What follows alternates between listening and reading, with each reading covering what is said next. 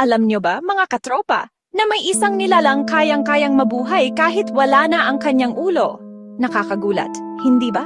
Isipin nyo na lang, kung tayo ay mapugutan ng ulo, tiyak na katapusan na natin iyon. Ngunit para sa isang ipis, ito ay simula pa lamang ng isang kakaibang paglalakbay. Paano nga ba nangyayari ang kababalagan na ito? Bakit tila may sariling buhay ang katawan ng ipis, kahit hiwalay na sa ulo nito? Ito ay isang misteryo ng kalikasan na ating alamin ngayon. Handa na ba kayong matuto sa isang kwentong puno ng kaalaman? Tara na, tuklasin natin ang lihim sa likod ng katagan ng mga ipis. Madalas nating makita ang mga ipis sa ating mga tahanan. Kung minsan, sa sobrang inis natin, hinahampas natin sila ng tsinelas. Pero napansin nyo ba na kahit tila durog na ang kanilang ulo, gumagalaw pa rin ang kanilang mga paa at katawan? Para bang ayaw pa nilang sumuko sa laban? Ito ay hindi mahika o gawa-gawa lang. Ito ay dahil sa kanilang pambihirang biolohiya. Ang kanilang sistema ay ibang-iba sa atin, kaya ang pagkawala ng ulo ay hindi agad kamatayan para sa kanila. Samahan niyo ako, mga katropa, sa pag-alam sa katotohanan sa likod ng ipis na pugot.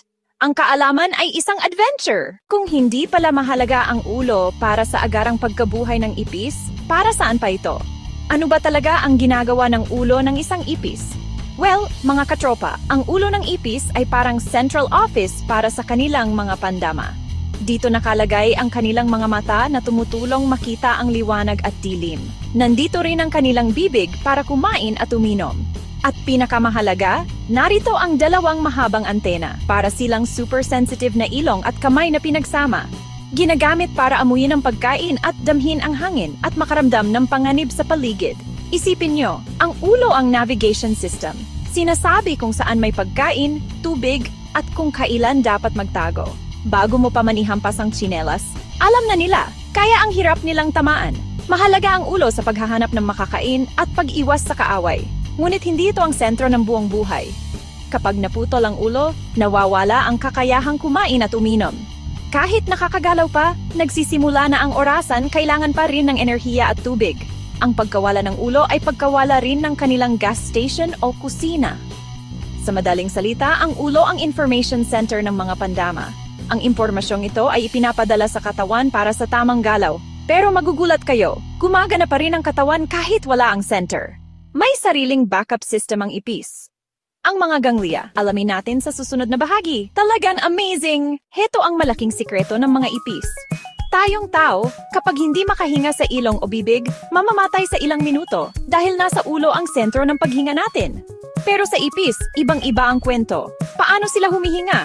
Hindi sila humihinga gamit ang ulo. May maliliit na butas sa gilid ng katawan, ang spiracles. Ang bawat spiracle ay konektado sa trachea na direktang nagdadala ng oxygen sa bawat cell.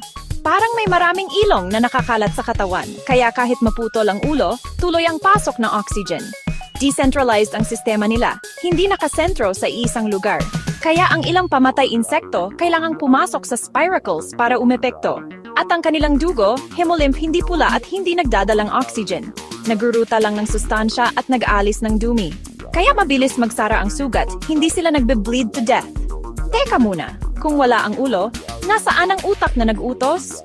Oo, may maliit na utak sa ulo, pero bahagi lang iyon ng mas malawak na network ng nerves.